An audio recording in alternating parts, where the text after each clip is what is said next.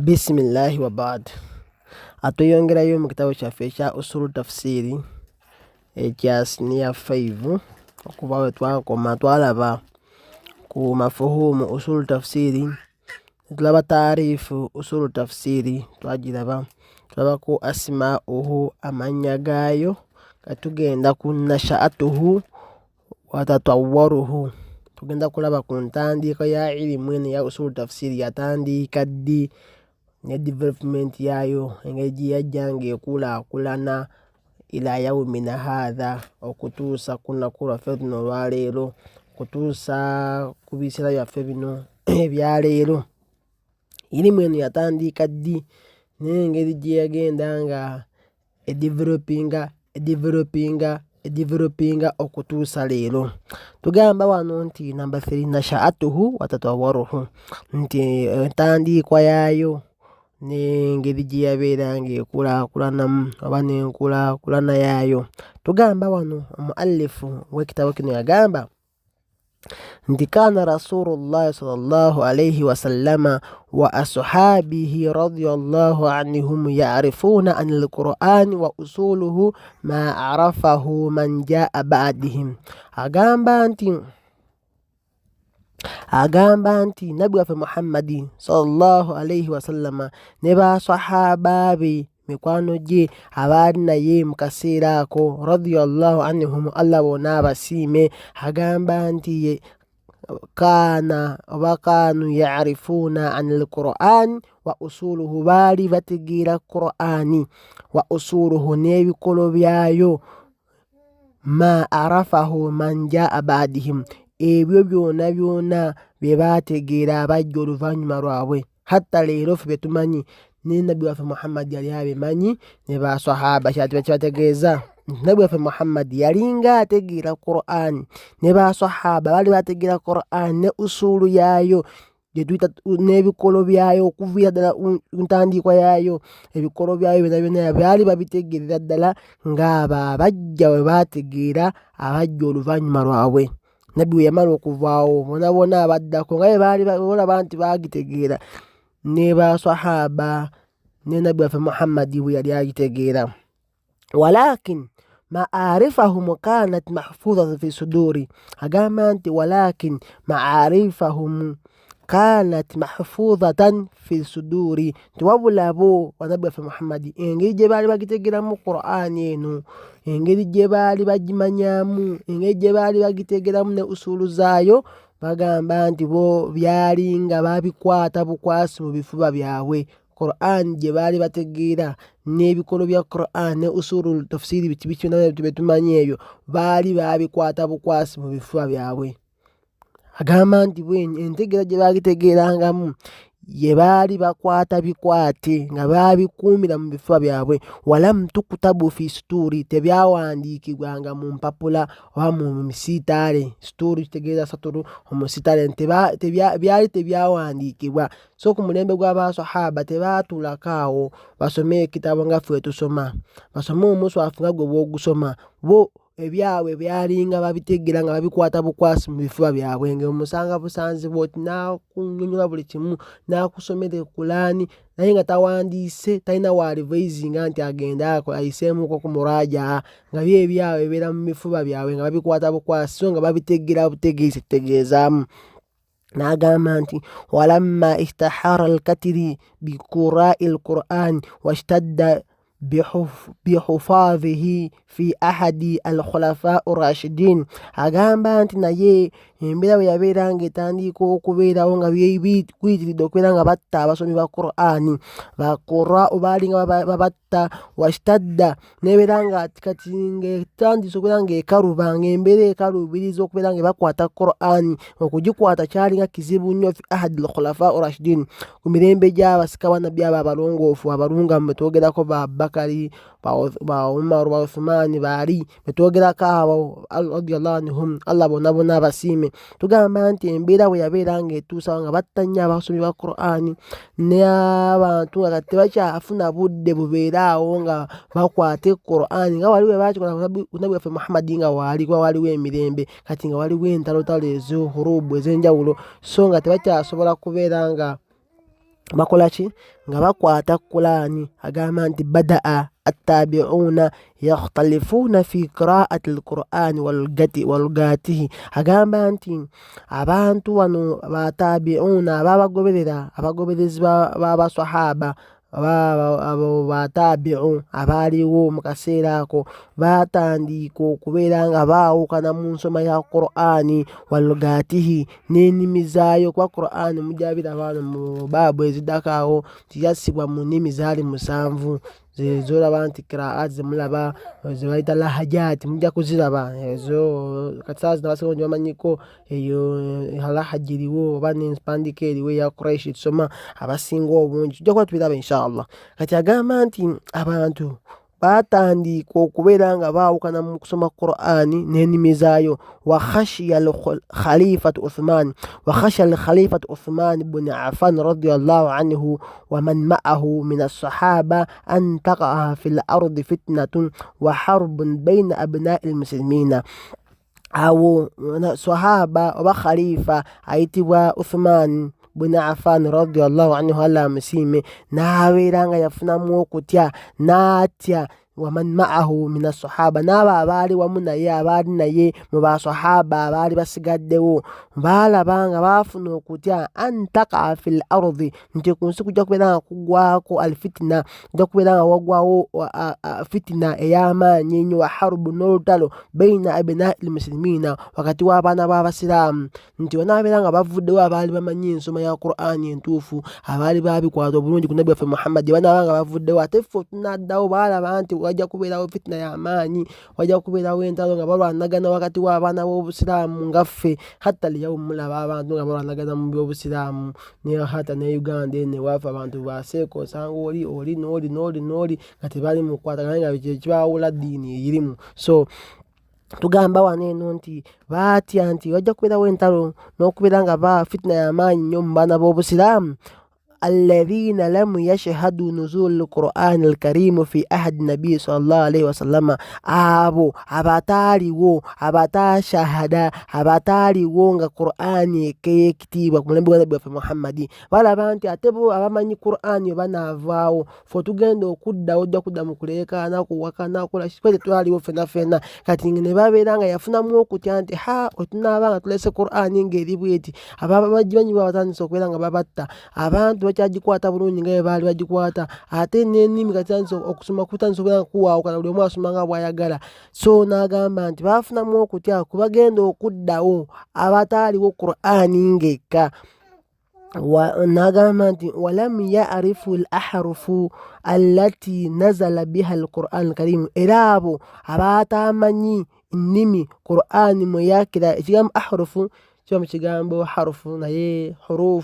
harufu y'ennukuta emu oba olulimi olumu kati ahrufu eba jamu osobola oziyita hurufu oba ahrufu. Kati agamba nti abo abaali tebategeera ennimi oba Qur'ani mwe yakkira n'agamba nti fa amara an yujma al-Qur'an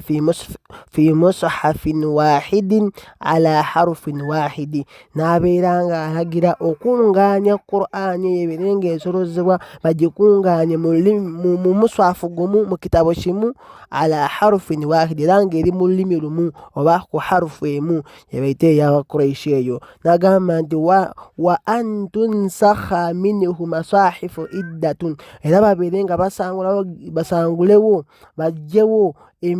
emiswafu oba ebitabo biri ebirala bijjewo balekewo kitabo kimu nga ate kiri mu lulimi lumu. N'agamba nti watubu'athu biha ila anha'i al-alam al-islami era babeere nga bagisansanya bagisindike batuuse buli wamu buli nsi ya busiraamu weeri wona babeere nga gutuukawo omuswafu ogwo hatta lyawo mutundano gye tuyita nti rasmi al-Uthmani eyo gyolaba Qur'an gye tusoma eyo eya rasmi Uthmani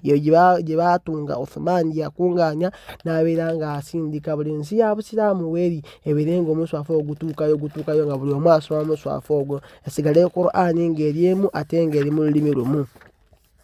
Tuyongerayo mu maaso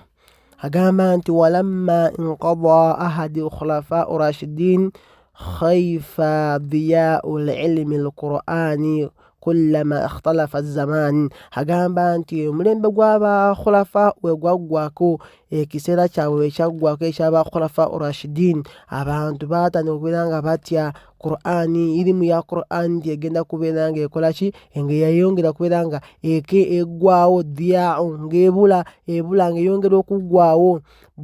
kullama ikhtalafa zamani buli mulembe gwakyukanga mulembe gukyuka Qur'ani yongera kukendera mu bantu n'agamba nti wabadaa attabi'una wattabi'uhum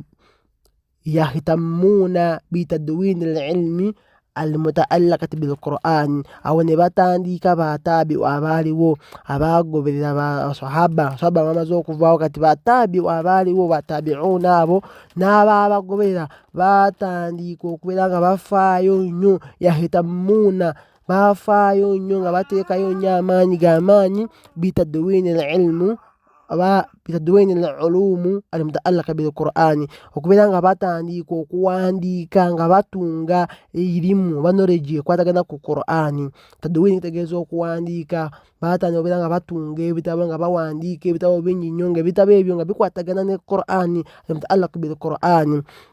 N'agamba nti fakatabu fi tafsiri ne bawandiika ebitabo nga bya tafsiri okubeera nga bavunula Qur'ani eyo washtahara minhum ash-Shu'batu bun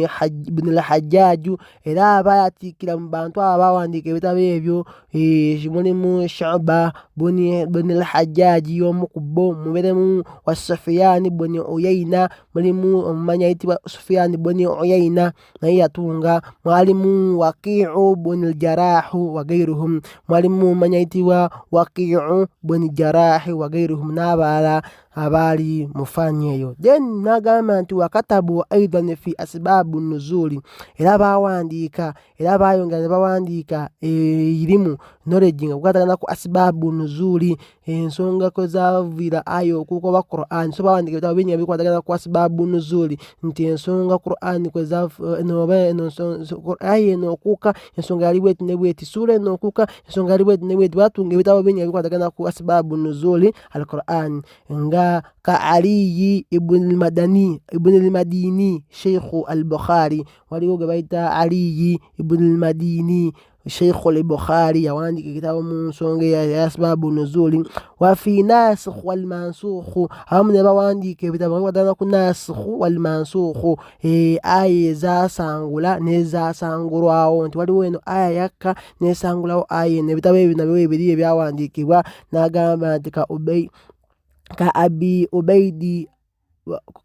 abi ubaidi al-Qasim bin Salam ng'omumanyi ayitibwa abi ubaidi ayitibwa Qasim bin Salam yawandiika ekitabo ekyo. Then wa fi garibu al-Qur'ani nebawandiika ku bintu ebipya mu Qur'ani ebyamagero ebitakirizika ebiri incredible believable mu Qur'ani bawandiika ebitabo nabyo ebikwatagana ku bintu ebyamagero mu Qur'ani nga ka Abi Bakari Sajastani omumanyi ayitibwa Abi Bakari Sajastani yawandiika ekitabo ekyo. Then wa abi ubaidi al-Qasim bin Salam era omumanyi oli yawandiika ekitabo kya nasikh wa mansukh ayitibwa Abi ubaidi al-Qasim bin Salam era yawandiika n'ekitabo ekikwatagana ku garibu al-Qur'an. Then wakataba ulamau kathiruna fil maki wal madani agamba nti era abamanyi bangi nnyo bawandiika ebitabo nga bikwatagana ku al-Maki wal madani sura ezakira Maka n'ezakira Madina oba aya nti eno aya yakira Maka eno aya yakira Madina al-Maki ebitegeezaamu ebyakira Maka wal madani ebyakira Madina. N'agamba nti wa i'rabu al-Qur'ani waliwo abaatunga ebitabo nga bikwatagana ku i'rabu al-Qur'ani hata lyawo mutubirabo ebitabo ebiri bingi nnyo i'rabu al-Qur'ani bagezaako okubeera nga batematema Qur'ani eyo nahawiya. N'agamba nti wa amthaluhu n'ebintu ebimifaano egya mu Qur'ani baatunga ekitabo ekyo. Wa kisasuhu waliwo ebitabo nga bikwatagana ku kisasul Qur'ani ebyafaayo ebiri mu Qur'ani. Wa aksamuhu waliwo ebyafaayo nga bikwatagana ku miteeko egya Qur'an. Wa ijazuhu ebyamagero mu Qur'ani wa nahawu dhalika n'ebirala ebyefaananiriza ng'ebyo. Tugenda mu maaso n'agamba tatawuru engeri gyeyakulaakulanamu Qur'ani eno oba irimu eya usul tafsir okutuuka ku lwaleero luno teyajjanga eyita mu mitendera egyo. Basahaba baaliwo ne balaba nga nabi nga waali tebawandiika babikwatanga mu bifuba ku mulembe gwa Uthman n'atya abantu natandise okubeera nga batta bakorra n'atandika okubeera nga ye ayagamba batunga omuswafu gumu era guli mu lulimi lumu then batabiuna ne batandika otunga erimu oba ebitabo ebyenjawulo nga bikwatagana ku Qur'an nga tuva okulaba waggulu awo. Tweyongerayo mu maaso n'agamba nti wama an dakhala alkarni assabiu lhijiri, wabula mu kaseera ako bayingira mu kyasa ekyomusanvu alhijiri okuva oluvannyuma olw'amasengo ga nabbi waffe Muhammadin sallallahu alaihi wasallama tulaba n'omwaka gwa 6 okutuusa ku mwaka gwa 699 hijiri. Agamba nti hatta tatawwara hadha alilmu, okutuusa irimu yabeera nga ekulaakulana. Fakataba fihi Ibn al-Jawzi kitabaini, Ibn Jawzi yabeera nga awandiika mu irimu eya Qur'an eno ebitabo 2 sammahuma n'abituuma amannya ekisooka nti fununu li afnani fi ulum al-Qur'an, yatunga ekitabo ekiyitibwa fununu li afnani fi ulum al-Qur'an. Ekyokubiri bagiyita al-Mujtaba fi ulum tata'allaq bil Qur'an, ekitabo ekyokubiri bakiyita al-Mujtaba fi ulum tata'allaq bil Qur'an. So ebitabo ebyo bibiri ebya Ibn Jawzi byatungibwa mu kyasa kya kumeka ekyomusanvu okuva ku mwaka ogw'olukaaga paka ku mwaka gwa 699 hijiri. Ne tugamba nti wa fi karuni assabiu, era mu mulembe ogwo ogw'omusanvu allafa fihi Alamuddini as-Sakhawi kitaban sammaahu Jamal al-Qurra'u. Mu kyasa ekyo ekyomusanvu yabeera nga atunga ekitabo mu mulembe ogwo yabeera nga atungiramu ekitabo omumanyi ayitibwa Alamuddin ayitibwa as-Sakhawi. Yatunga ekitabo n'akituuma erinnya nti Jamalu al-Qurra'u. Ekitabo ekyo nakyo ekiri. Nagamba nti wa fi karuni athamin, ate mu kyasa ekyomunaana oba mu 8th century, mu kyasa ekyo okuva ku mwaka gw'olusanvu paka omwaka gwa 799 hijiri, allafa fihi Burhanuddin az-Zarkashi. Agamba nti yatungiramu mu kyasa ekyo yatungiramu ekitabo omumanyi ayitibwa Burhanuddin az-Zarkashi. Yatunga kitaban sammaahu, yatunga ekitabo n'akituuma erinnya nti al-Burhan fi ulum al-Qur'an. Al-Burhan fi ulum al-Qur'an erinnya ly'ekitabo kyabeera nga atunga. Burhan tegeeza obujulizi fi ulum al-Qur'an. Then wa fi karuni atasiu, ate mu kyasa eky'omwenda okuva ku mwaka ogw'olunaana paka ku mwaka gwa 899 tugamba nti 899 hijiri. Omwaka ogwo agamba nti allafa fihi Abdurrahmani as-Suyuti, omumanyi ayitibwa Abdurrahmani as-Suyuti yabeera nga atungiramu kitaban ekitabo sammaahu n'akituuma al-Itqan fi ulum al-Qur'an. Al-Itqan fi ulum al-Qur'an. So yatunga ekitabo ekyo kiyitibwa al-Itqan fi ulum al-Qur'an mu mwaka mu kyasa eky'omwenda okuva ku mwaka ogw'olunaana paka 899 omumanyi ayitibwa Abdurrahmani Suyuti. Era Imaamu Suyuti abasinga tumutegeera bulungi era mwamuwulirako mumanyi Imaamu Suyuti eyatunga ekitabo ekiyitibwa al-Itqan fi ulum al-Qur'an. Then tugamba wano nga tweyongera tumaliriza topic eno, agamba nti walam yatawaqqafu at-ta'alifu fi hadha al-ilmu inda hadha al-karni, tebaakomaawo okubeera nga bawandiika mu irimu eno oba mu knowledge eno oba mu bikwatagana ku Qur'ani inda hadha al-karni, ku mulembe ogwo nti omulembe gwe tukomyeko awo nti we baakoma okubeera nga bawandiika. Wagamba nti wa innama istamara ba'da dhalika ila yaumina hadha, wabula bweyongeza oluvannyuma lw'omulembe ogwo bweyongeza okubeera nga bawandiika okutuusa olwaleero luneeno bakyawandiika ebitabo mu irimu ekwatagana ne Qur'ani. N'agamba nti fakad kataba kullu man, agamba nti fakad kataba kullu min, nti era bo bwe bawandiika bano bonna nga asooka Sheikh at-Tahiru al-Jazairu, museeka ayitibwa Tahiru al-Jazairi abawa Algeria. Agamba nti yatunga kitaban sammaahu, yatunga ekitabo n'akituuma erinnya nti at-Tabyan fi ulum al-Qur'an, yatunga ekitabo ekyo. Then وسمى الشيخ محمد علي سلامة kitabahu adeni mmanya itiwa Sheikh Muhammad Ali Salamatu yaberanga atunga kitabu shina kituma erinya libaita manhajil Qur'ani fi ulumul Qur'an manhajil Qur'ani fi ulumul Qur'an kitabu cha Sheikh aitiwa Muhammad Ali Salama deni wasamma Sheikh Muhammad Abdullah Darazi Darazi deni yatuma Sheikh Muhammad Sheikh Muhammad Abdallah Darazi kitabu shabela akitumenya yitibwa nti An-Naba'ul Azim anil Qur'anil Azim An-Naba'ul Azim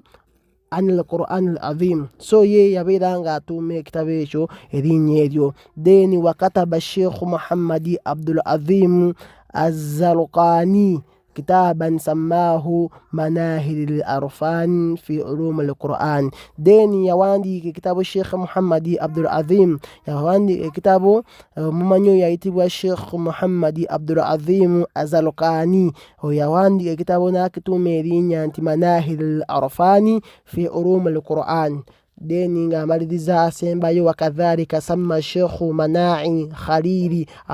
al-Qutani kitabahu agama nabwekityo rawatyo Sheikh Manai Khalili sama yatume kitabu kitabahu yakitume linyanti mabahith fi ulum al-Qur'an mabahith fi ulum al-Qur'ani kitabu sembayo kusinzira kumutunzi we kitabu kineno so engeri ya ilimwene ya Qur'ani yaberanga ejjanga ekulakulanamu yajjanga ekulakulanamu okutuusa olwaleero ebitabo baali bagenda nga bawandiika byebyawo so n'engeri ilimwene gyatandikamu byebyawo betuva okulabako olwaleero so tetujja kusookawo tujja kudda tulabe ku al-Qur'an topic eddako bagiyita al-Qur'an yennyini kyeki kiki baita Qur'ani taarifu ya jawajira mutopike daka inshallah wa barakallahu fikum wa jazakumullahu khairan fi dunya wal akhirah.